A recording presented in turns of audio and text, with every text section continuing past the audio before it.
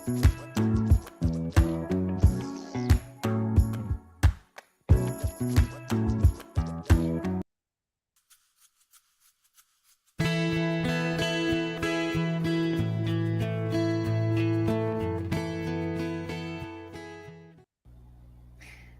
everybody, welcome back to another episode of Relatively Damaged Live. I'm Angela and this is Kat.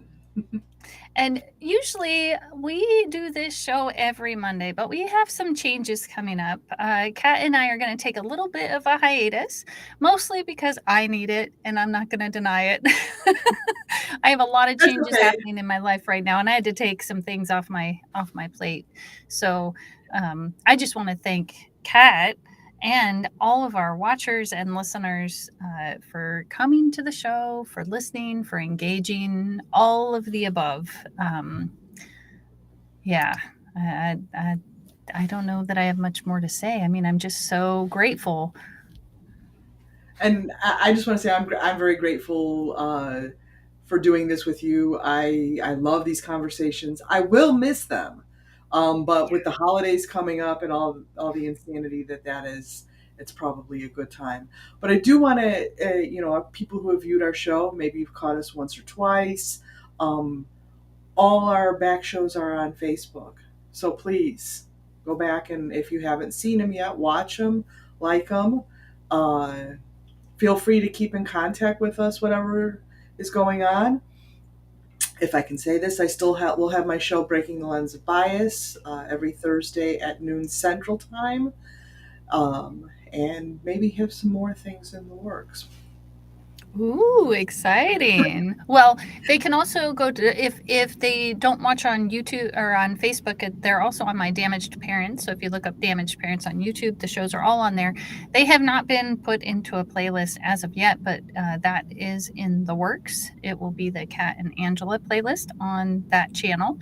And of course, the podcast is still going. Relatively Damaged, the podcast by Damaged Parents is still going, and I will be continuing the segment with Kyle on Thursday. Thursday's here, Friday's there, because he's in Australia.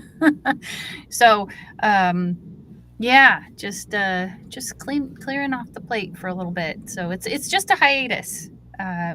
We'll be back. We just don't know exactly when that is or what it's going to look like. So, yeah, just super grateful. In fact, I think that kind of my amazement in doing this show ties into the topic today.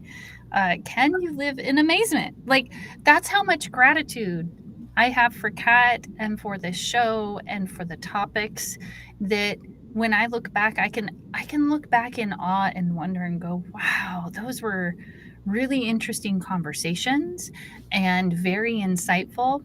And, even if the listeners didn't take anything away, which I hope they did, I certainly did. Always.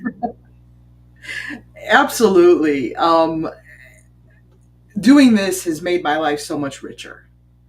And so, and I think when I came across a quote that we'll introduce today, and that kind of just reminded me of how I have made this shift in my life and how I'm trying to live this statement. And so, if it's okay, I can go into it. It's from Abraham Joshua Herschel. Our life, excuse me, let me start over again.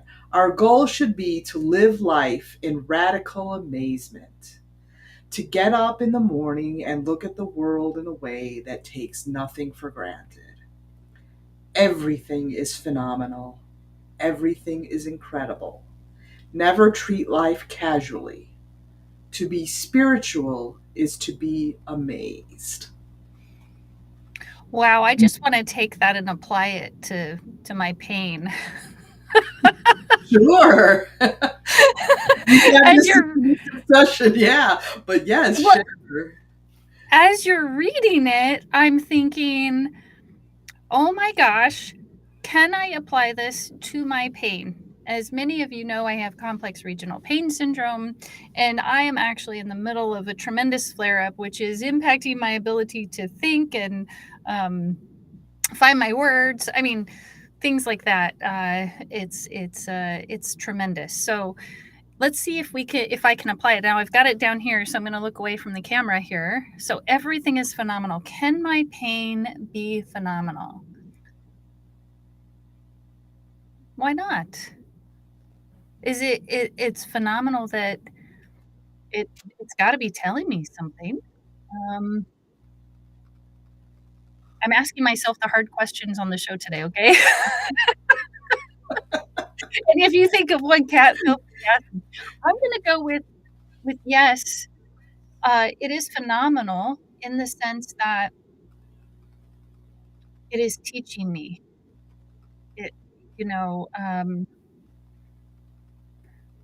I yesterday, I remember the thought of I mean, I've been mean all weekend, I'm not gonna deny it, right? Like, I was cussing, and I was short, and I'm like and I didn't notice until yesterday, and I'm like, "Oh, huh, okay, something's happening." And I knew that I was in pain, but I thought I was doing a very good job at managing it. So it now has become this phenomenal lesson where I'm going, "Okay, am I regulated?" And I'm also noticing how much more I need to go into meditation and things like that. Um, so that makes it a phenomenal teacher. My pain is being a phenomenal teacher. Huh. Okay. Okay, I'll take it. I'll take it. Let's see. Well, and it talks about taking nothing for granted. I'll tell you what, when I can do, I'm definitely not taking that for granted. I might also not be taking for granted my anger and my frustration.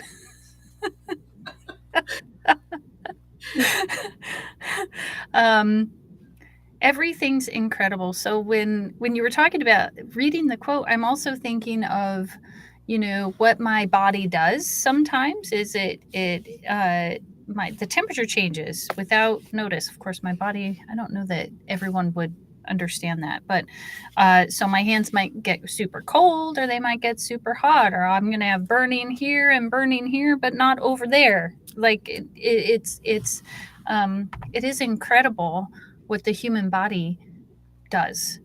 And it is, it can be sad and it can be happy and it can be all of those things. But what amazes me is that my body is still doing these things that I don't totally understand. Um, I can't, I hope I don't treat life casually. I think if anything, my pain has taught me to be more willing to take care of myself. Because if I overdo it, and part of this is one of the reasons for a little bit of the hiatus, because there's beyond my pain, there's a lot of other stuff going on. But I have appreciated and loved every single show, even the shows where I'm like, oh, are we going to keep going? I don't know. Can I do this? Like every single moment was amazing. And as I look back and think of that, like I learned how to be more in the now, and this is part of pain too, right? Learning to be right here in this moment. And how do you do that? And for me, sometimes it's how do I love my pain so I can be present in this moment? Because, I think it's Byron Katie that talks about pain. And even by the time I notice it and recognize it, it's a past memory.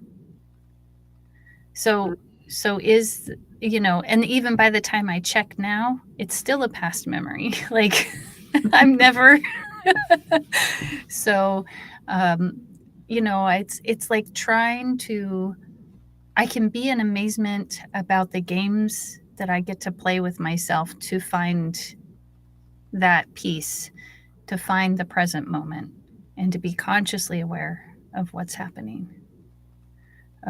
I think I hit all the topics in Absolutely. And that's beautiful. And I think, a lot of times things come from a moment, but they wind up being much bigger. And I think that's where the amazement lies, because sometimes we just think about, let's think of something ordinary, of brushing your teeth. We go in there every day, we brush our teeth, and it's kind of rote. We don't think about it. But then when you start thinking about, um, you know, who makes the toothpaste? How do they get it in the tube? So many different flavors of toothpaste, what it does, how oral health is important. I mean, I can just go on and on and on about that. I think because I'm going to the dentist shortly. There's lots of dentists on my brain, but um, the point is that you see that. Why are we fascinated with rainbows? Mm. Because they don't happen that often. So there's a certain amazement about it. And then when you get a double rainbow, it's like, wow. Or a triple. What? Or triple, yeah. I don't think I've ever seen a triple in person. Um, but the whole idea of finding the amazing, the phenomenal, the incredible in the ordinary, in the everyday. And sometimes we find that in the painful places. I think I'm finding it there a lot more than I realized, even in my relationships. If I'm willing to look, I there's a lesson, like when that frustration or that anger comes up, and oh my gosh, all of a sudden I can recognize a story I've been telling myself. Exactly. And that's the thing, when you have that attitude of amazement, when you're like, I'm going to live in radical amazement, those things become present. If we get wallowed in the muck of everyday living, or if we become accustomed to the mundane of the everyday living. So it could be, either way, where we don't experience, all we're experiencing is pain, and we're experiencing, or we have a lack of joy in Mm. our lives. But looking and saying, wow, okay, that's kind of cool, and just seeing things. And sometimes I'll just walk out of my house, and I'll feel the wind on my face, and there's just something about it that's just like, wow. And in that moment, that briefest of moments, I'm experiencing that awe, Mhm. and trying to capture that moment to moment is not always easy. No. You're reminding me of a question. One of the questions I like to keep up: how will I be surprised today?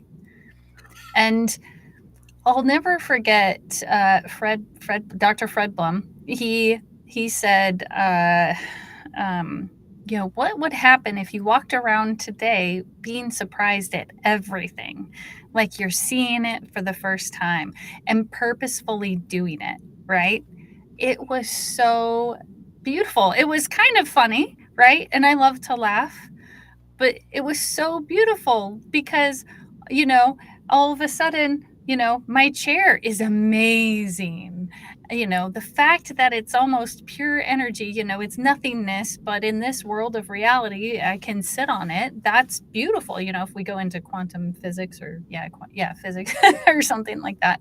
Like those those things, like, going outside, like, it's been cloudy and blue skies. It's really weird, like we're on the edge of a storm. So if I look one way, I'm like, whoa, look at those clouds. They're dark and troublesome, right? And then I look the other way, and I'm like, oh, that blue sky, and look at those cotton clouds. And in that moment, everything is I can be in awe of that. Hmm. Yeah. And then I'm in awe with when I have that awe in my relationships with other people when I'm Explain open. that. Well, well, you know, so I have relationships. You and I know each other pretty well, and I'm always open though to the surprise. Mm, Because if I stick to my idea of who Angela is, in my mind, you will never be allowed to change. right. But if I'm open to, I have an idea of who Angela is. Who is she going to be today? Who is she going to be in this moment? Oh, I love that. Like you're not locking me into an archetype. That Exactly. Because I mean, I know I change so much.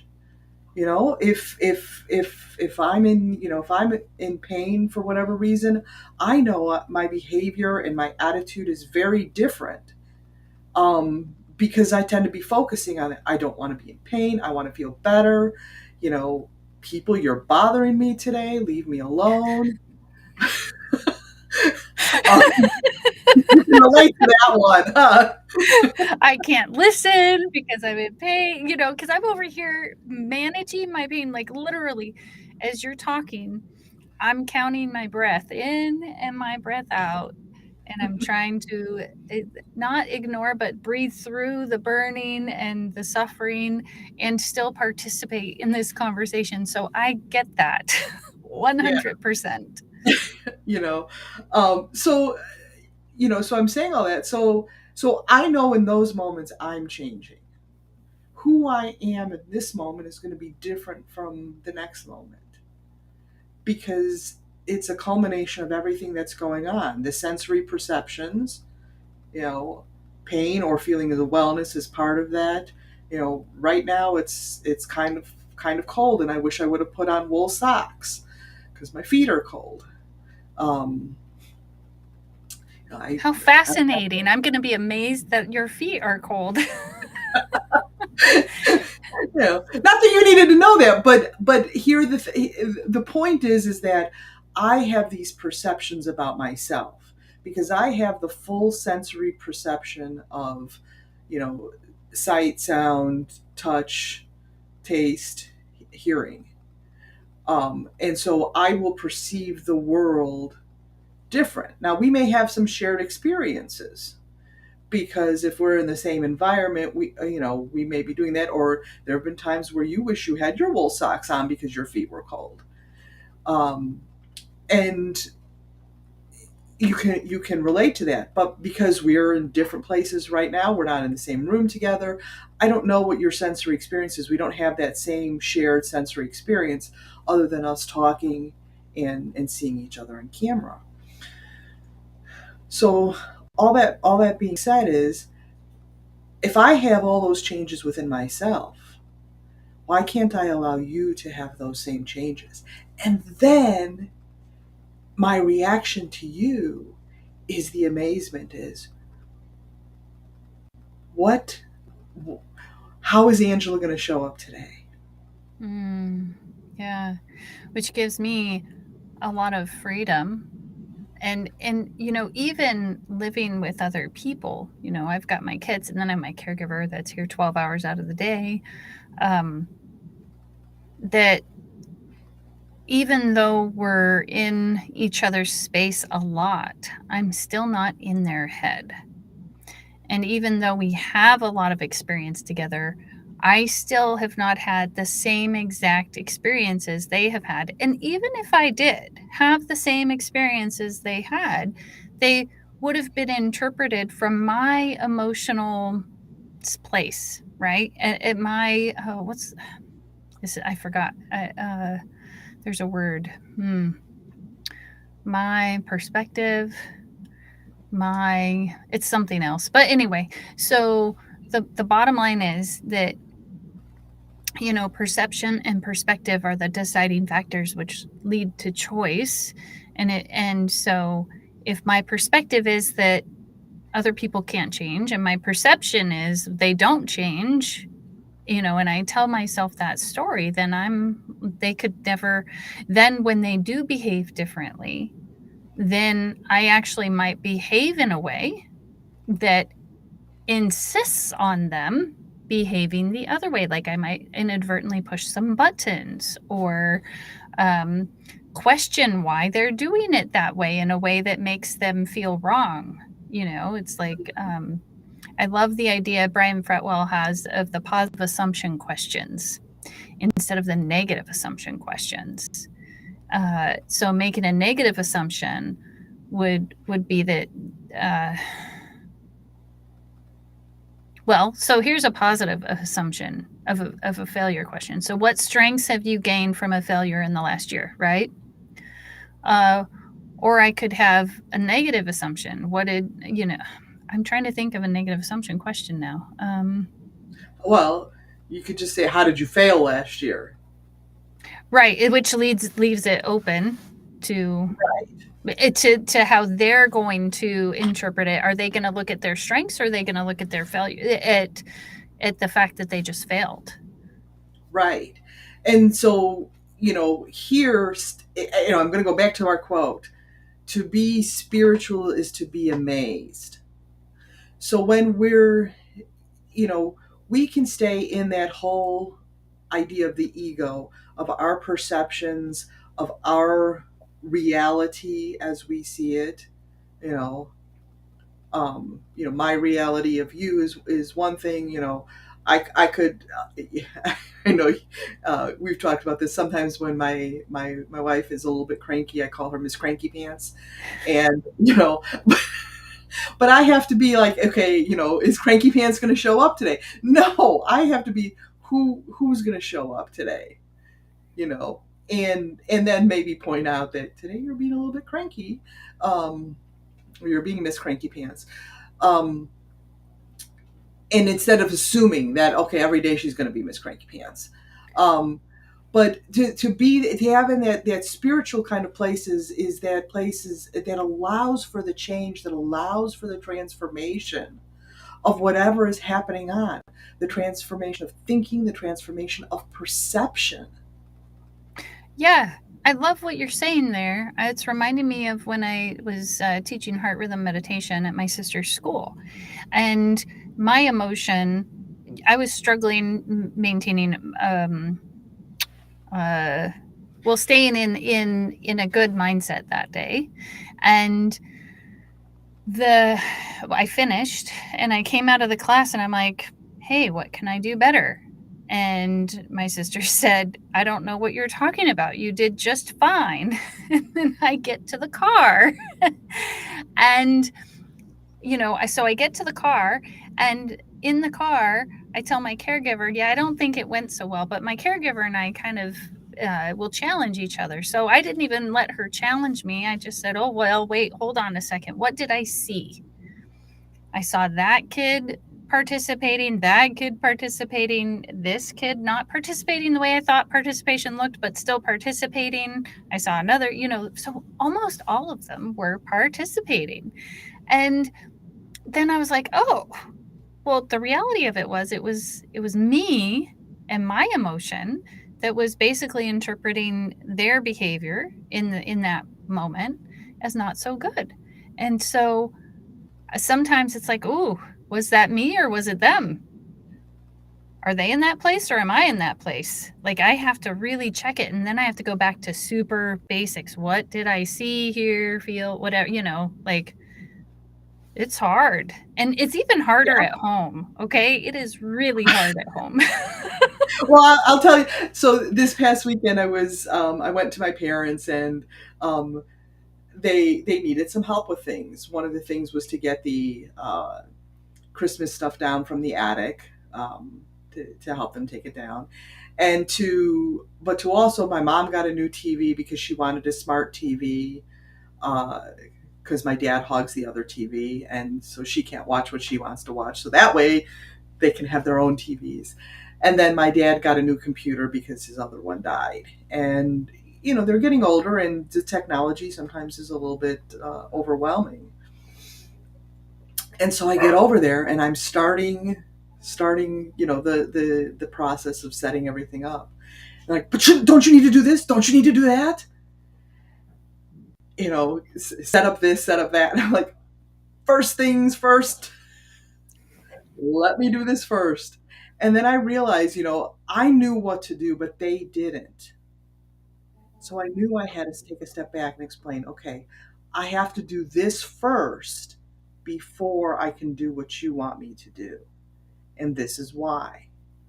And once I took that step back, instead of leaning into the dysregulation of the anxiety of getting everything set up, I was able to take, that that breath and be like, okay, I'm I know they asked me to help because the technology is a little overwhelming. So instead of leaning into that anxiety, I'm going to be amazed by it and use it as an opportunity to explain. Ooh, yeah. Be amazed by the anxiety and what was showing up. So then you could be curious because it was amazing. Like Mm-hmm. that's where it's like be childlike. Everything's amazing to children. Yeah. Oh, Yes. what is that? What does that mean for me? Yeah. If I can just tell a quick story, so one of the members at church, they were coming home from or going to Thanksgiving, and they were passing, and the little boy was like, "Wow, look at that grass!" And it was just tall prairie grass on the side of the road, and he was amazed because I guess he had never seen grass that tall before, and we were just like, "Oh, it's grass." Or his parents were like, "Oh, it's just grass."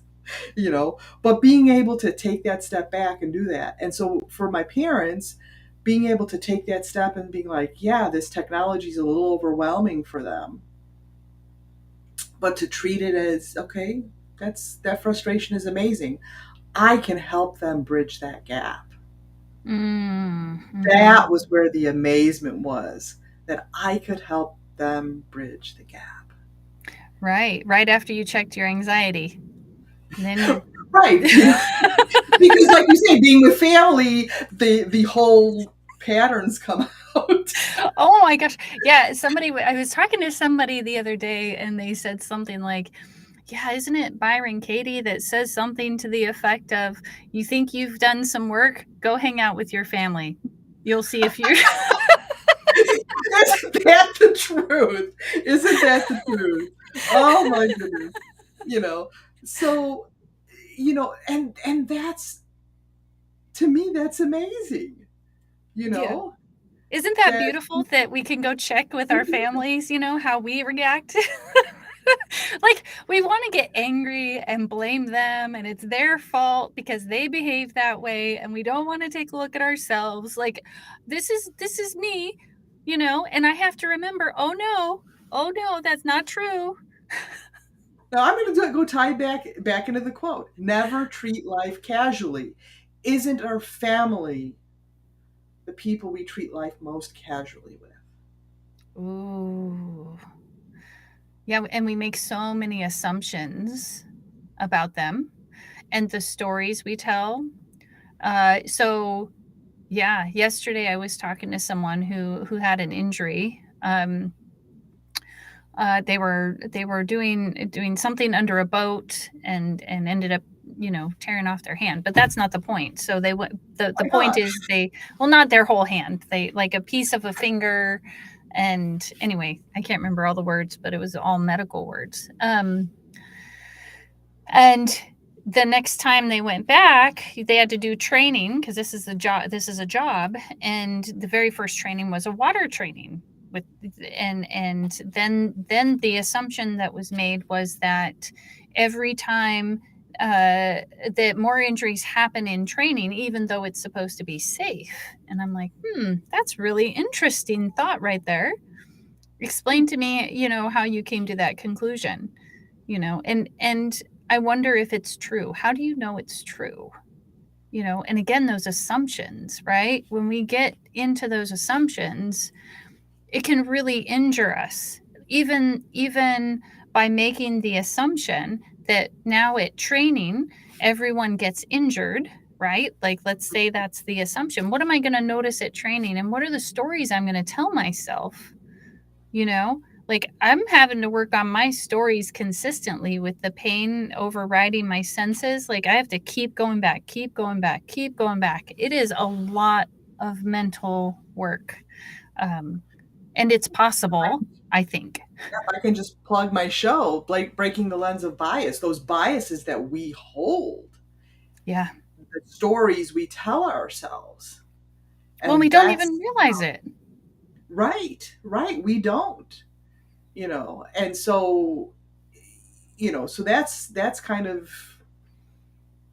this conversation is kind of the foundation for breaking your biases. Yeah, the first thing in breaking a bias, I think, is becoming self-aware and really doing that work, sitting in the silence and starting to recognize, and it takes a long time to start recognizing the stories that come up. uh, Um, but it's also only something that we can do for ourselves. But I'll tell you what, there's a really neat trigger that I've started to use when I start feeling frustrated or angry in a conversation. Hmm, what story am I telling myself right now? Because usually it's not a helpful one. So we are over time, but yes, please check out Kat's show, Breaking the Lens of Bias. Absolutely. And then, as we stated earlier in the show, we're going to take a little bit of a hiatus. We're not sure how long that's going to be. We might show up for some surprise pop ups. We'll see. We don't know. We have no idea. We're going to live in the curious unknown. Yes, we are. But again, please go back and revisit past shows if you like what you see. Feel free to contact us on social media if there's something you'd like to see in Yeah. any of our shows. That might be a topic for a pop up if we Yeah. decide to go that way. Um, I want to wish everyone a happy holidays, and we will see you. We're not going away forever. We'll be back. Thanks, everybody. Thank We'll you. see you next time.